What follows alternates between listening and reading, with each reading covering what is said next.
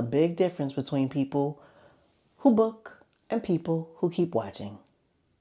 Both say they want change, but only one actually moves.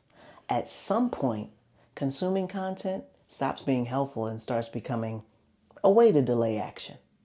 Watching feels productive, deciding feels uncomfortable.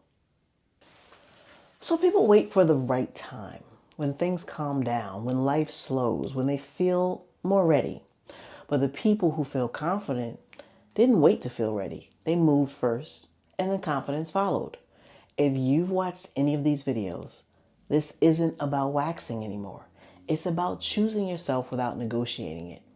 Maintenance isn't dramatic. It's quiet, it's consistent, and it's what separates feeling put together from always feeling behind. The booking link is below. If you've been waiting, this is your sign. I'll see you on the other side.